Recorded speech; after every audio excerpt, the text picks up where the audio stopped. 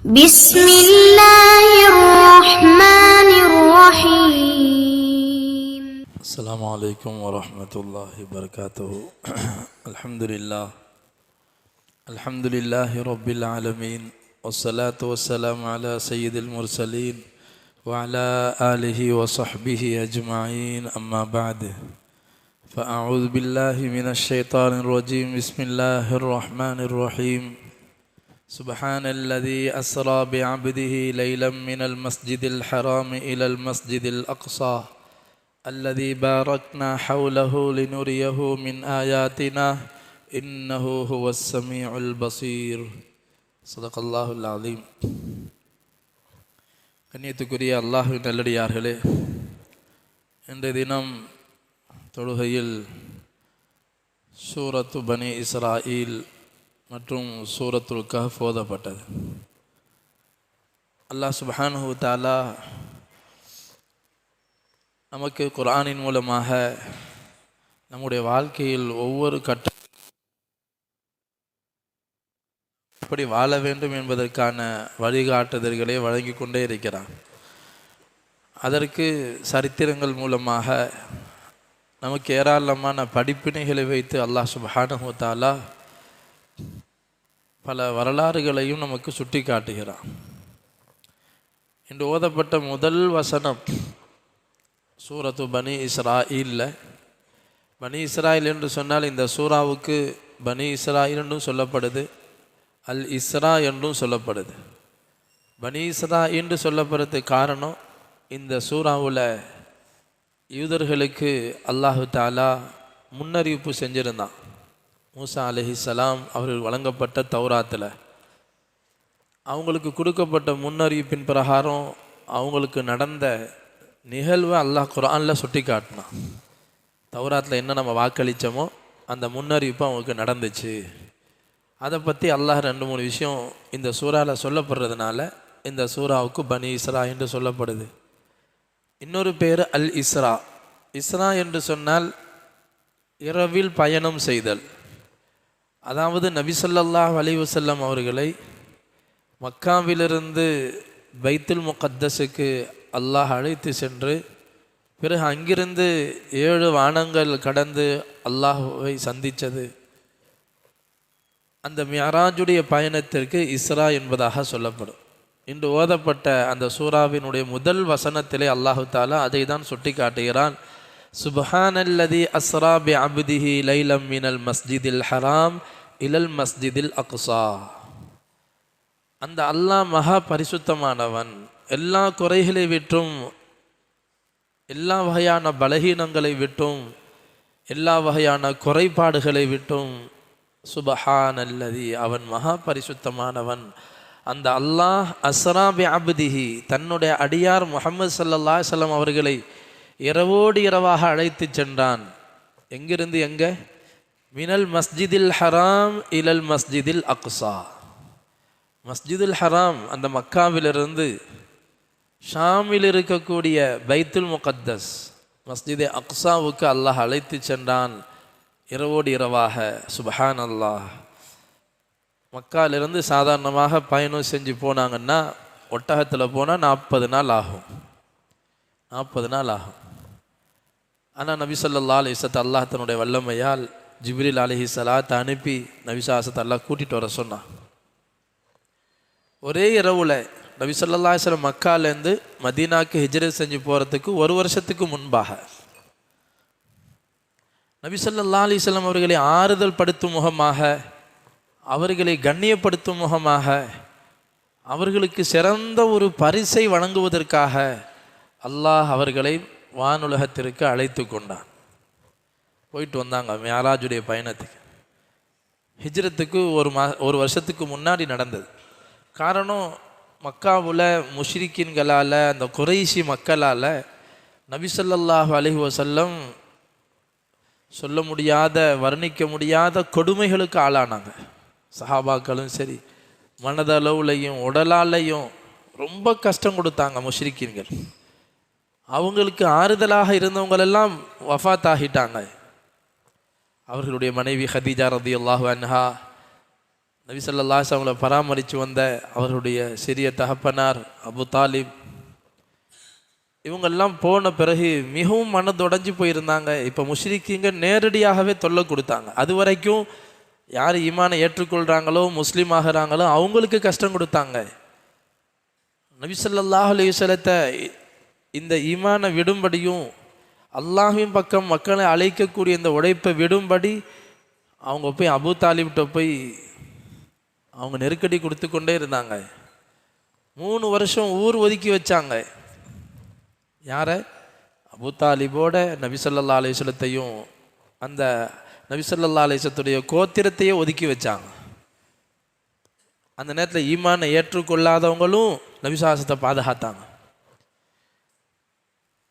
ஒன்று, முஹம்மது ஸல்லல்லாஹு அலைஹி வஸல்லத்தை எங்கிட்ட ஒப்படைங்க, நாங்கள் பார்த்துக்கிறோம். இல்லைன்னு சொன்னால் உங்களை நாங்கள் ஊர் ஒதுக்கி வைப்போம் என்பதாக சொல்லி ஷுஅபே அபி தாலிப் என்று சொல்லப்படக்கூடிய அந்த கணவாயில் அவங்க ஒதுக்கி வைக்கப்பட்டாங்க. 3 வருஷம் சாப்பாடு இல்லை, உணவு இல்லை, இலை தலைகளை சாப்பிட்டாங்க. குழந்தைங்கள் எல்லாம் பசி பட்டினில் இறந்து போச்சு. ஈவு இறக்கமின்றி கொடுமை செஞ்சாங்க. அந்த ஷுஅபே அபி தாலிபிலிருந்து வெற்றியாகி வெளியே வந்த பிறகு அல்லாஹ் தஆலா மியாராஜுக்கு கூட்டிகிட்டு போனான். ஹதீஜாவும் வஃபாத் ஆகிட்டாங்க, துணைவியார் ரலியல்லாஹு அன்ஹா. அபு தாலிப் அவரும் வஃபாத் ஆகிட்டாங்க. மிகப்பெரிய பலமாக இருந்த இந்த குடும்பத்தார்கள் போனதில் மனசுடைஞ்சு இருந்த நேரம்தான் அல்லாஹ் தஆலா நபி ஸல்லல்லாஹு அலைஹி வஸல்லம் மியாராஜுக்கு அழைச்சான். மக்காலேருந்து பைத்துல் முகத்தஸுக்கு போனாங்க. அங்கிருந்து அவர்களுக்கு ஹதரத் ஜிப்ரீல் அலைஹிஸ்ஸலாம் புராக் என்ற வாகனத்தில் அவங்கள அழைச்சி கொண்டு போகப்பட்டுச்சு. நபி ஸல்லல்லாஹு அலைஹி வஸல்லம் அதை பற்றி சொல்லுவாங்க. என்னை அழைத்து சென்ற அந்த வாகனம் குதிரைக்கும் கழுதைக்கும் இடைப்பட்ட வாகனம். அது அந்த வாகனத்தில் தான் நான் அழைத்து செல்லப்பட்டேன் வானலோகத்துக்கு. போக முன்னாடி ஜிப்ரீல் அலைஹிஸ்ஸலாம் நபி ஸல்லல்லாஹு அலைஹி வஸல்லத்துக்கு பாலும் தேனும் மதுபானத்தையும் நீட்டினாங்க. எது வேணும் உங்களுக்கு? நபி ஸல்லல்லாஹு அலைஹி வஸல்லம் பாலை வாங்கி குடித்தாங்க. சொன்னாங்க ஜிப்ரீல் அலைஹிஸ்ஸலாம், நீங்கள் இந்த பாலை தேர்ந்தெடுத்ததுனால நீங்கள் பரிசுத்தமாகிட்டீங்க, உங்களுடைய உம்மத்தும் பரிசுத்தமாகிருச்சு. நீங்கள் மதுபானத்தை தேர்ந்தெடுத்திருந்தீங்கன்னு சொன்னால் உங்கள் உம்மத்தும் இதனால் வழிகட்டு போயிருக்குன்னு சொன்னாங்க. இயற்கையான மார்க்கத்தில் நீங்கள் இருக்கிறீங்கிற விஷயத்தை சொல்லிவிட்டு பிறகு அழைத்து செல்லப்பட்டாங்க நபி ஸல்லல்லாஹு அலைஹி வஸல்லம். பெரிய சம்பவம் அது. அல்லாஹ் ரெண்டே வரியில் அந்த பிரயாணத்தை அல்லாஹ் சுட்டி காட்டுறான். ஒரே இரவில் நடந்து முடிஞ்சிருச்சு. என்ன நடந்துச்சு? அதுக்கு பிறகு நபி ஸல்லல்லாஹு அலைஹி வஸல்லம் முதல் வானத்துக்கு ஜிப்ரீல் அலைஹிஸ்ஸலாம் கூட்டிகிட்டு போகிறாங்க. முதல் வானம் தட்டப்படுது. முதல் வானத்தினுடைய காவலாளி கேட்குறாங்க, யார் வர்றீங்க என்பதாக. ஜிப்ரீல் வர்றேன். நீங்கள் மட்டும் வர்றீங்களா, யாரையும் அழைச்சிட்டு வரீங்களா? நான் முஹம்மது ஸல்லல்லாஹு அலைஹி வஸல்லம் கூட்டிகிட்டு வரேன். அல்லாஹ்வினுடைய அனுமதியின் பேரிலான்னு கேட்குறாங்க. ஆமான்னு சொல்லப்பட்ட பிறகு கதவு திறக்கப்படுது. நபி ஸல்லல்லாஹு அலைஹி வஸல்லம் மலக்குமார்கள் வரவேற்கிறாங்க சலாம் சொல்லி. முதல் வானத்தில் ஹதரத் ஆதம் அலைஹிஸ்ஸலாத்தை நபி ஸல்லல்லாஹு சந்தித்ததாக ஹதீஸில் நபி ஸல்லல்லாஹு சொன்னாங்க. முதல் வானத்தில் ஜிப்ரீல் அலைஹிஸ்ஸலாம் சொன்னாங்க, இவங்க தான் உங்களுடைய தந்தை ஆதம், இவங்களுக்கு நீங்கள் சலாம் சொல்லுங்கன்னு சொன்னாங்க. நபி ஸல்லல்லாஹு அலைஹி வஸல்லம் சலாம் சொன்ன பிறகு ஆதம் அலைஹிஸ்ஸலாம் நபி ஸல்லல்லாஹு அலைஹி வஸல்லம் வரவேற்றாங்க. என்னுடைய சாலிஹான மகனே வாங்க என்பதாக சொல்லி வரவேற்று வாழ்த்து சொல்லி அனுப்பி வச்சாங்க. இதே போல் ஒவ்வொரு வானத்திலையும் ஒவ்வொரு நபிமார்களை சந்திக்கிறான். ஈசா அலைஹிஸ்ஸலாம், யஹ்யா அலைஹிஸ்ஸலாம், இத்ரீஸ் அலைஹிஸ்ஸலாம், மூசா அலைஹிஸ்ஸலாம். பிறகு கடைசியில் இப்ராஹிம் அலைஹிஸ்ஸலாத்தை 7வது வானத்தில் சந்திக்கிறாங்க. எல்லா நபிமார்கிட்டையும் இதே மாதிரி நடக்குது. ஒவ்வொரு வானத்திலையும் சலாம் சொல்கிறது, வரவேற்கிறது, என்னுடைய சாலிஹான நல்ல சகோதரரை வாங்க என்பதாக வரவேற்கிறதும் வாழ்த்து சொல்லி அனுப்பி வைக்கிறதும். எல்லாரும் ஆச்சரியத்தோடு பார்க்குறாங்க, துன்யாவில் இருந்தே இவர் மேலே வந்துட்டாங்களே, அல்லாஹ்வை சந்திக்க போகிறாங்க. சிதறத்துல் முன்தஹாங்கிற எல்லை வரைக்கும் ஜிப்ரீல் அலைஹிஸ்ஸலாம் கூட்டிகிட்டு போனாங்க. அதுக்கு பிறகு சொன்னாங்க, இதுக்கு பிறகு நீங்கள் தான் போகணும். அதுக்கு முன்னாடி இப்ராஹிம் அலைஹிஸ்ஸலாம் அவங்கள 7வது வானத்தை நபி ஸல்லல்லாஹு அலைஹி வஸல்லம் சந்திக்கும் போது இப்ராஹிம் அலைஹிஸ்ஸலாம் அந்த 7வது வானத்தில் ஒரு மஸ்ஜித் இருக்குது.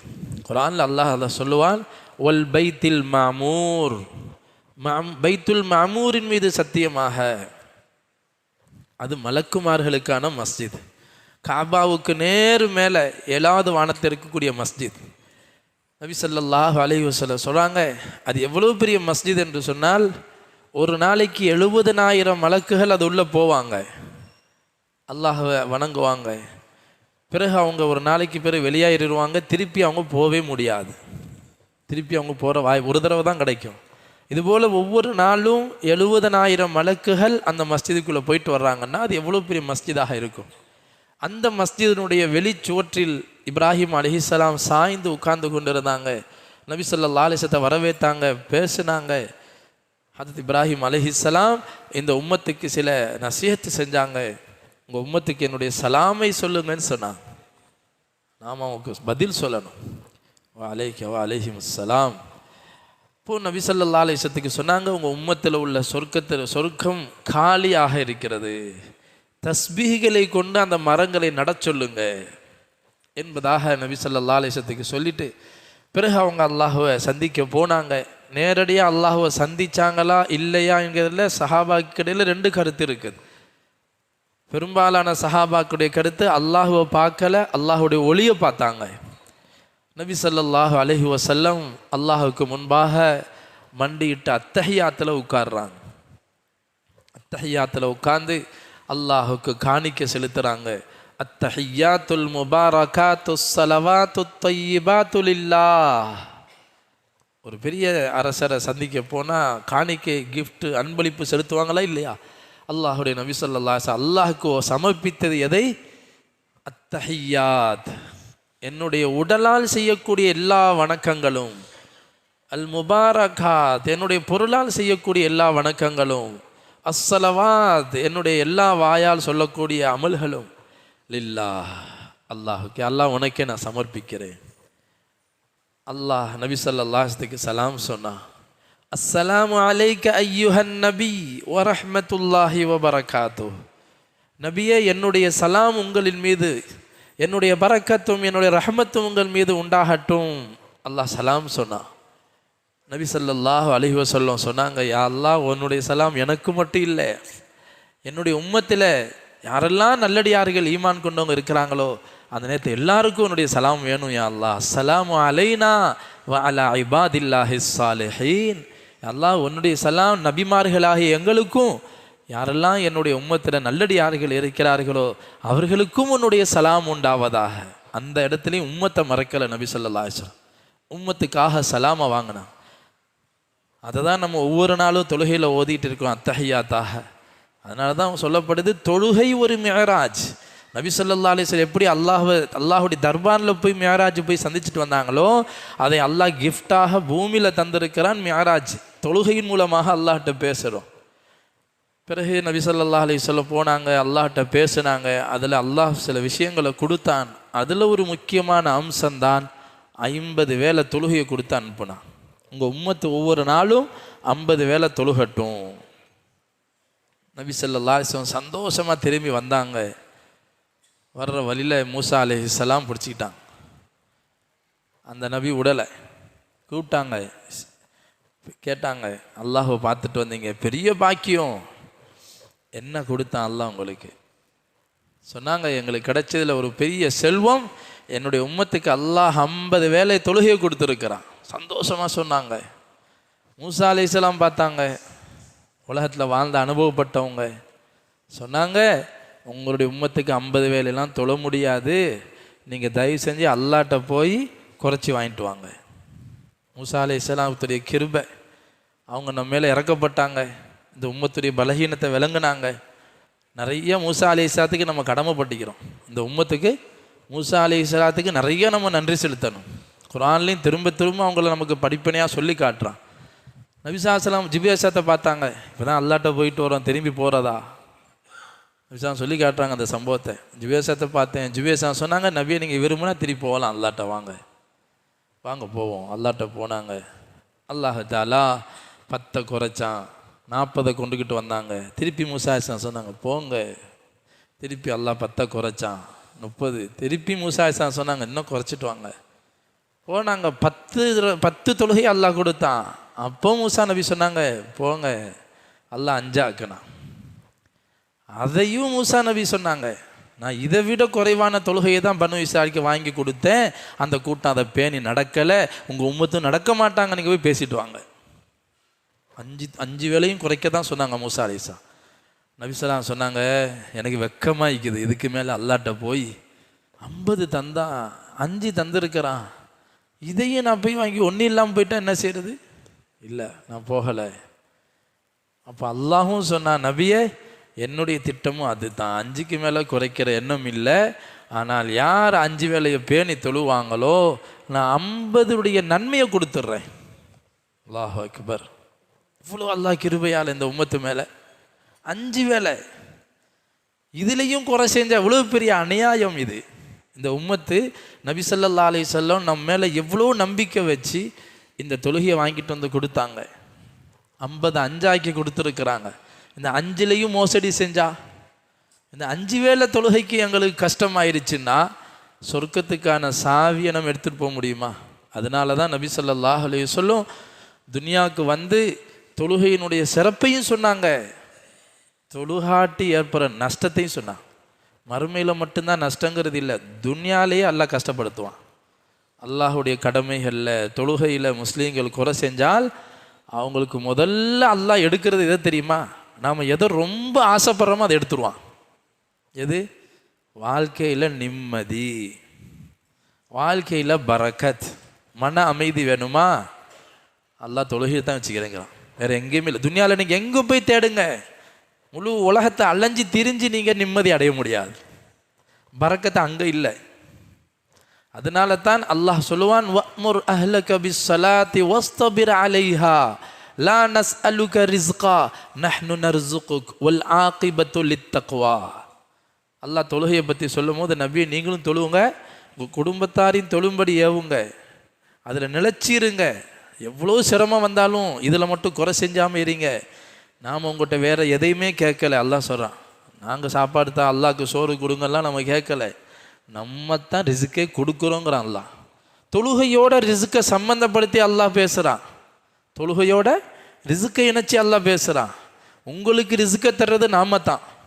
வாழ்க்கையில் உங்களுக்கு பரக்கத்து வேணுமா, மன அமைதி வேண்டுமா, சந்தோஷம் வேணுமா, தொழுகையை முறையாக பேணி தொழுதுவாங்க. கண்ணியமிக்க அல்லாஹ்வினுடையார்களே, இந்த நிகழ்ச்சியை தான் அல்லாஹ் என்று ஓதப்பட்ட முதல் வசனத்தில் சுட்டி காட்டுறான்.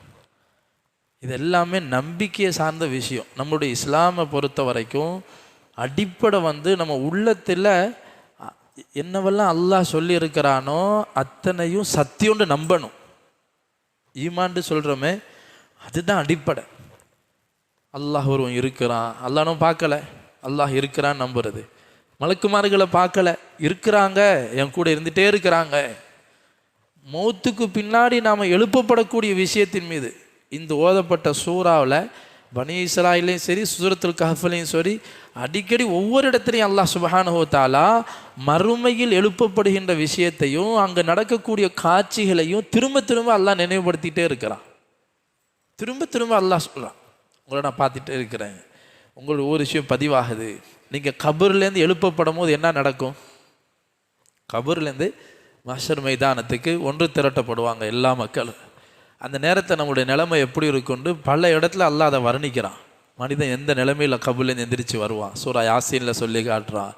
என்று ஓதப்பட்ட சூரத்து பனி இஸ்ராயிலையும் அல்லாஹ் சொல்கிறான், வகுல்ல இன்சானின் அல்ஸம்னாஹு தாயிரஹு ஃபீ உனுகிஹி வனுக்ரிஜு லஹு யௌமல் கியாமத்தி கிதாபன் யல்காஹு மன்ஷூரா.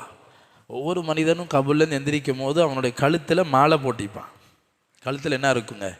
என்ன மாலை? பூ மாலையா, தங்கமா, செயினா? இல்லை, நீங்கள் வாழ்க்கையில் செய்த செயலேடு மாட்டப்பட்டிக்கும்னு அல்லாஹ் சொல்கிறான். பட்டோலை கழுத்தில் மாட்டி இருக்கும். அப்போ அல்லாஹ் சொல்லுவான், இக்ரா கிதாபக். அல்லாஹ் விசாரணை செய்யும் போது அந்த செயலோடு தான் அல்லாட்ட போகணும் எல்லாரும். அல்லாஹ் சொல்லுவான், நீனே ஒரு ரிசல்ட்டை படிச்சுப்பார். கஃபா பி நஃப்ஸிகல் யௌம அலைக ஹசீபா. நான் ஒன்று கேட்டு தான் முடிவை சொல்லணும்னு தேவையில்லைப்பா, உன் இதை நினைப்பார், நீ என்ன வாழ்க்கையில் செஞ்சுக்கிற, அதில் இருக்க எல்லாம் பார். திறந்த புத்தகமாக நம்முடைய வாழ்க்கையின் ஒவ்வொரு அசைவும் பதிவு செய்யப்பட்டிருக்கும். யா வைலத்தனா மா லிஹாதல் கிதாப், பாவிகள் எல்லாம் அப்படி புலம்புவாங்க, என்னுடைய கை சேதமே, இது என்ன செயலேடு இது. லா யுகாதுரு சகீரத்தம் வலா கபீரத்தன் இல்லா அஹ்சாஹா, சின்ன ஒரு விஷயத்தை கூட விட்டு வைக்கல, பெரிய விஷயத்தையும் விட்டு வைக்கல, எல்லாம் பதிவாகி இருக்குது, இது என்ன செயலேடு. ஒரு மண்ணில் உட்கார்ந்து ஒரு குச்சியை வச்சு நம்ம ஏதோ சிந்தனையில் கோடு போடுவோம், எவ்வளவோ வாழ்க்கையில் என்னென்னமோ அந்த மாதிரி செஞ்சுருப்போமா இல்லையா, அதெல்லாம் பதிவாக இருக்குமா, அதில் அதுக்கு நன்மையும் இல்லை தண்டனையும் இல்லை தான், அது கூட பதிவாயிருச்சு, ரெக்கார்ட் ஆகிட்டே இருக்குது. அல்லாஹ் சொன்னான், மனிதன் வாழ்க்கையில் செய்த அனைத்தையும் அவன் பெற்றுக்கொள்வான். அல்லாஹ் யாருக்கும் கடுகளும் அநியாயம் செய்ய மாட்டான். செய்யாததையெல்லாம் செஞ்சதா சொல்லி குற்றம் சுமத்தி தண்டிக்க போறது கிடையாது. அதனால அடிப்படை நம்ம உள்ளத்தில் இருக்கக்கூடிய ஈமான் தான். இதை வச்சு தான் எல்லா இஸ்லாத்தினுடைய எல்லா கட்டமைப்பும் இருக்குது. அதில் ஸ்ட்ராங்காக இருக்கணும் உள்ளத்தில் நம்பிக்கை. இந்த மியாராஜ் போயிட்டு வந்த செய்தியை அபூலஹப் நபிசாசத்தில் வந்து கேட்டான், இன்றைக்கி எதுவும் செய்தி இருக்குதா அப்படின்னு. நபிசாசம் வஹி வந்த செய்தியை சொல்கிறத கேட்டுட்டு ஆயத்தையெல்லாம் சொல்கிறத கேட்டு இன்றைக்கி என்ன செய்தி வந்துச்சு அப்படின்னு கிண்டலாக கேட்பான். கிண்டலா, இன்றைக்கி என்ன வஹி வந்துச்சு, இன்றைக்கி என்ன வேத வாக்கு வந்துச்சு. நபிசாசம் சொல்லுவாங்க, நான் போயிட்டு வந்தேன், எப்போதும் மேலேருந்து வந்துட்டு இருந்துச்சு, இப்போ நான் போயிட்டு வந்துட்டேன். எங்கே போயிட்டு வந்தீங்க? நான் ஷாமுக்கு பைத்துல் முகத்தஸ் போயிட்டு அல்லாட்ட போயிட்டு வர்றேன். சிரிச்சான். நல்ல வாய்ப்பாக எடுத்துக்கொண்டான் அபூலஹப். என்ன செஞ்சான்? எல்லாட்டையும் செய்தியை பரப்புனான். அபூ ஜஹல் எல்லாட்டையும் அபூலஹப் எல்லாட்டையும் செய்தியை பரப்புனான். பார்த்தீங்களா, என்னென்னமோ சொல்லிக்கிட்டு இருந்தார், மேலேருந்து செய்தி வருதுன்னு. இப்போ இவரே போயிட்டு வந்துட்டேங்கிறாரு. அபூபக்கர் ரலியல்லாஹு தஆலா அன்ஹு அவங்க தான் நபி ஸல்லல்லாஹு அலைஹி வஸல்லம் எல்லாத்தையும் ஏற்றிக்கிறாங்க. அதனால இவங்க எல்லாரும் திட்டம் போட்டாங்க, இன்னைக்கு அபூபக்கரை இதை சொல்லியே அவர் ஈமானை விட்டு வெளியாக்க. நபி ஸல்லல்லாஹு அலைஹி வஸல்லத்தின் மேலே அவநம்பிக்கையை உண்டாக்குறதுக்காக இந்த சம்பவத்தை முஷ்ரிக்கீங்கள் தான் போய் அபூபக்கர்ட்ட போய் சொல்கிறாங்க.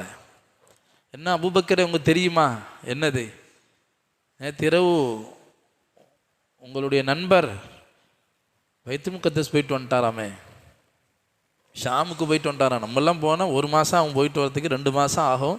இவர் நைட்டாக போயிட்டு வந்தேங்கிறாரு. கேட்டீங்களா எப்படி பேச ஆரம்பிச்சிட்டாருன்னு கிண்டலாக அபூபக்கர் ரலியல்லாஹு தானே சொன்னான். அபூபக்கர் கேட்டாங்க, இது யார் சொன்னது? அவங்களுக்கு தெரியாது இந்த சம்பவம்.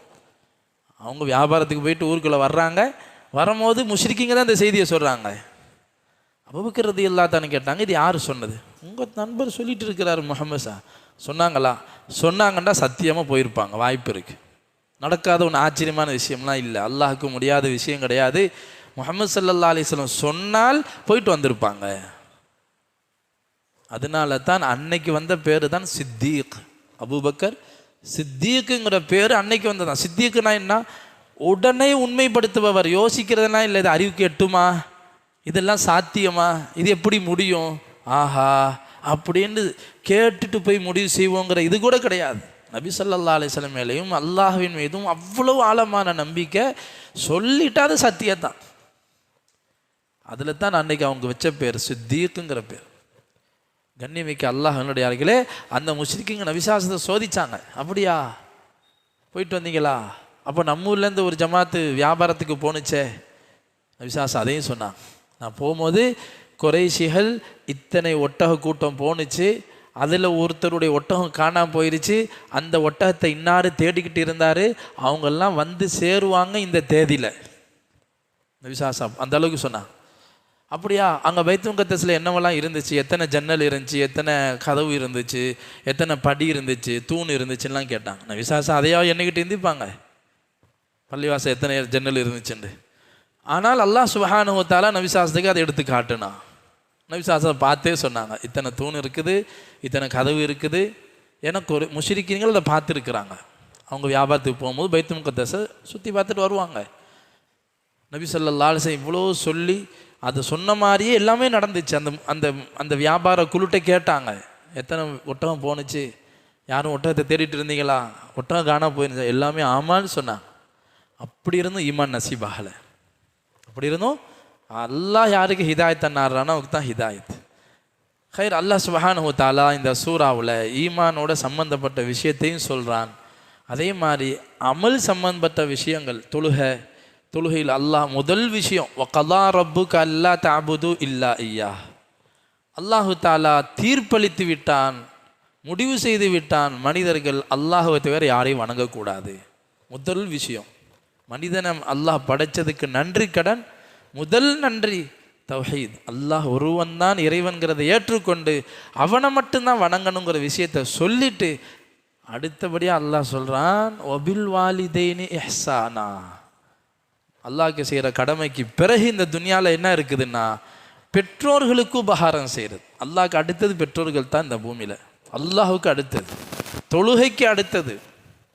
ஒபில் வாலிதைனி இஹ்சானா, பெற்றோர்களோட அழகிய முறையில் நடங்க, கண்ணியமான முறையில் நடங்க. இந்த இடத்துல அல்லாஹ் சொல்லும் போது பல இடத்துல பொதுவாக சொல்லிட்டு போயிடுவோம் பெற்றோர்கிட்ட கண்ணியமாக அழகாக நடங்கண்டு. ஆனால் இந்த இடத்துல சூரத்து பனி இஸ்ராயில் அல்லாஹ் சொல்லும் போது அந்த பெற்றோர்களில் தாய் தந்தையர்களில் இருவரில் ஒருவரோ வயோதிகத்தை அடைந்து விட்டால், பொதுவாக சின்ன வயசில் நம்ம சின்ன பிள்ளையாக இருக்கும்போது நம்மளுடைய அம்மா அப்பா வாலிபமாக இருப்பாங்க. அப்போ அவங்க கை ஓங்கி இருக்கும், அவங்க பேச்சை கேட்க தான் செய்வோம், பயந்து இருப்போம், அவங்க என்ன சொன்னாலும் கேட்போம், மரியாதை செய்வோம். அது விஷயம் இல்லை, அப்பையும் செய்யணும், அது இயல்பாக இருக்கும்.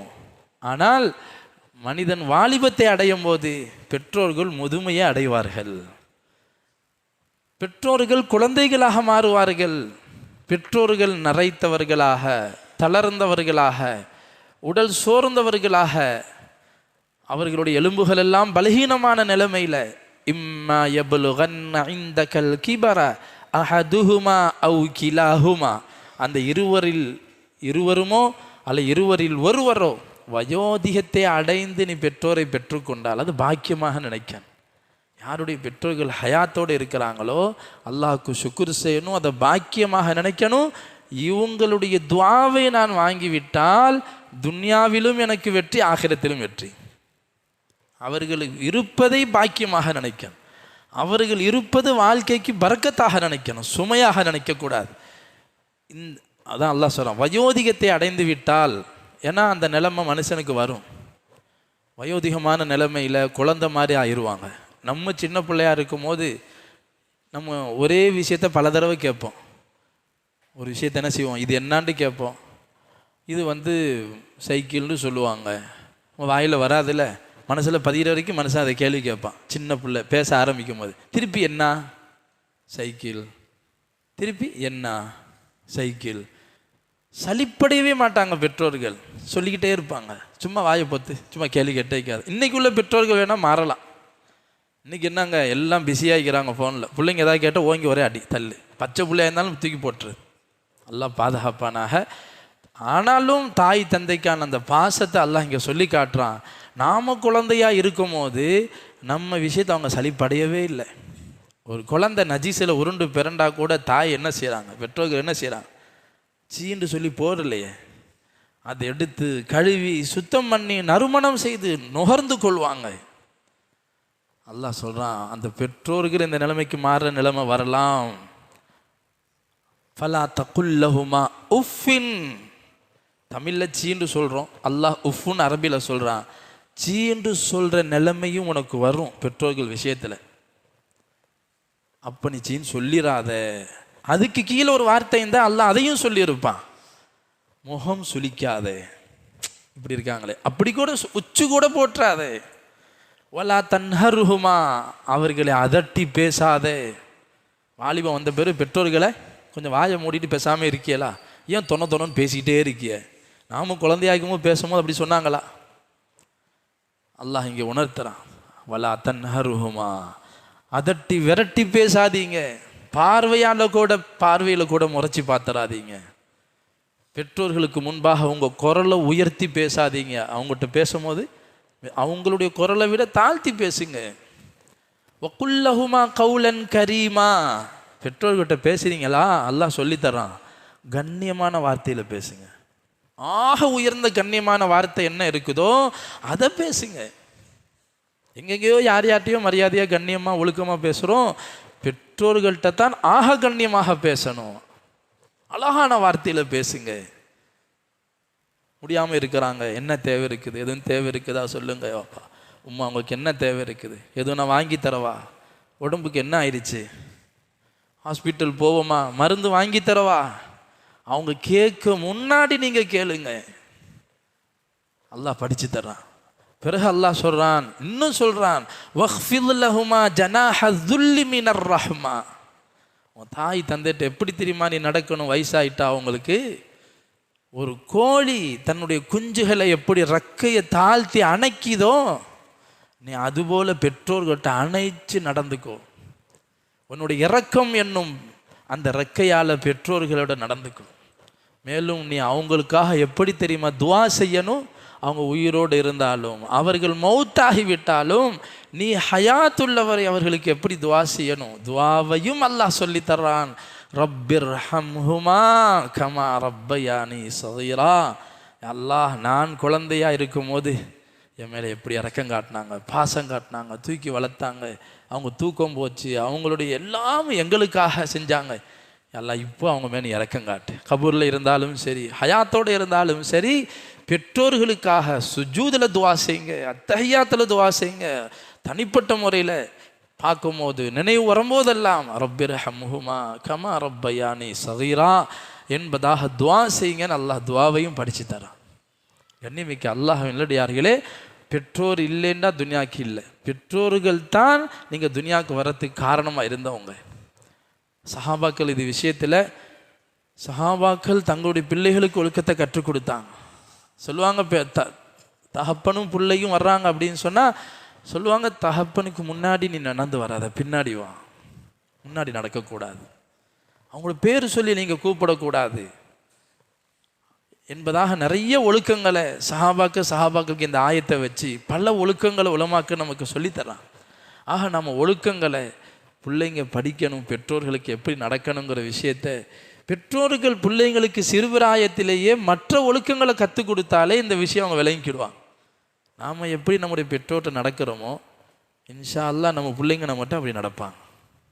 நாம் நம்ம பெற்றோர்களை எப்படி மதித்தோம், அவங்களால் வர சிரமங்களை எப்படி சகித்தோம், அவங்க கஷ்டப்படுற நேரத்தில் எப்படி நாம் உதவி ஒத்தாசையாக இருந்தோமோ, நாளைக்கு அல்லாஹ் நம்மிடம் இப்படி நடக்கக்கூடிய பிள்ளைகளை அல்லாஹ் நசீபாக்குவான். ஒன்று மட்டும் இருக்குது, உலகத்திலே அல்லாஹு தாலா மனிதன் செய்யக்கூடிய அமல்களுக்கு கூலி எல்லாம் மறுமையில் தான். இங்கெல்லாம் கூலி இல்லை. இதில் சின்ன சின்ன பரிசாக எல்லாம் தருவான். நிம்மதி, சந்தோஷம், பரக்கத்துங்கிறலாம் சின்ன சின்ன கிஃப்ட்டு தான். உண்மையான பரிசு அங்கே தான், மறுமையில் தான். உண்மையான பரிசு எங்கே? மறுமையில் தான். ஆனால் சில அமல்களுக்கு அல்லாஹ் உலகத்திலேயே பரிசு கொடுப்பான். அதே மாதிரி சில பாவங்களுக்கு தண்டனை மறுமையில் தான். சில பாவம் இருக்குது உலகத்திலே அல்லாஹ் அதுக்கு தண்டனையை கொடுப்பான். அதில் ஒரு முக்கியமான விஷயந்தான், பெற்றோர்களை யார் சந்தோஷப்படுத்தினார்களோ அவர்களுக்கு உலகத்திலே அல்லாஹ் அந்த பரிசை கொடுப்பான். அதே மாதிரி பெற்றோர்களை யார் நோவினை செய்தார்களோ, பெற்றோர்கள் மன உளைச்சலை யார் உண்டாக்கினார்களோ அவர்களை உலகத்திலே அல்லாஹ் தண்டிப்பான். அல்லாஹ் பாதுகாப்பானாக. இந்த விஷயத்தையும் அல்லாஹ் சொல்லி தந்தான். பிறகு கொடுக்கல் வாங்கல் விஷயத்தில் வியாபாரம் செய்யும் போது அளவை நிறுவையில் மோசடி செய்யக்கூடாதுங்கிற விஷயம். பிறகு முஆஷராவில் பொதுவான வாழ்க்கையில் பாவங்களை விட்டு தூரமாக இருக்கிறது. குறிப்பாக விபச்சாரத்தை பற்றி அல்லாஹ் தஆலா தெளிவாக சொன்னார். விபச்சாரம் செய்யாதீங்கன்னு அல்லாஹ் சொல்லலை, விபச்சாரத்தின் பக்கமே போகாதீங்க. அல்லாஹ் சொன்னது என்ன? விபச்சாரத்தின் பக்கம் போகாதீங்க.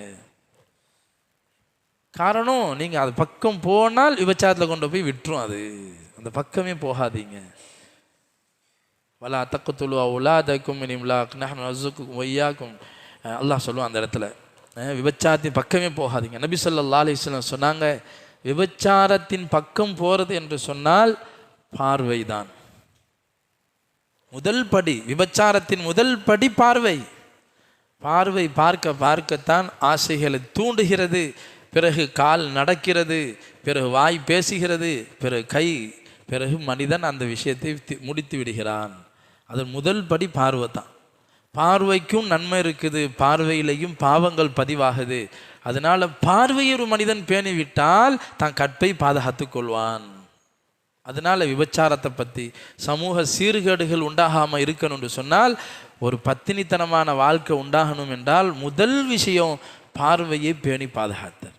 முன்னாடி எல்லாம் பார்வை வந்து ரோட்டில் போய் எங்கேயாவது தேடி போய் தான் பாவத்தை எல்லாம் பார்க்கறது இருந்துச்சு.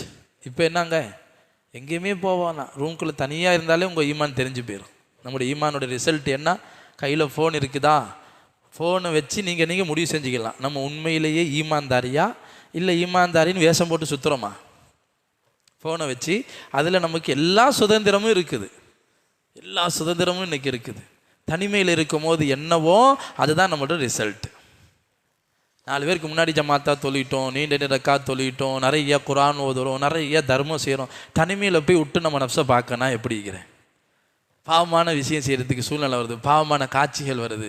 அதை அல்லாஹ் என்னை மன்னிச்சிடு, அல்லாஹ் அஸ்தக்ஃபிருல்லா அஸ்தக்ஃபிருல்லா, அல்லாஹ் இவ்வளோ பெரிய முசீபத்து இதுக்குள்ளே இருக்குதே அப்படின்ட்டு அல்லாஹ் மேலே பயம் இருந்தால் அல்ஹம்துலில்லாஹ், அல்லாஹ்க்கு சுக்குர் செய்யணும்.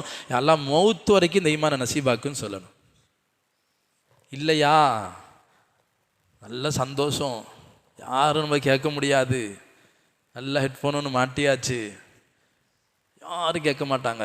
பக்கத்தில் மலக்குமார்கள் விலகி நின்று வேடிக்கை பார்த்துட்டு இருப்பாங்க, உங்களை ரெக்கார்ட் பண்ணிட்டே இருப்பாங்க.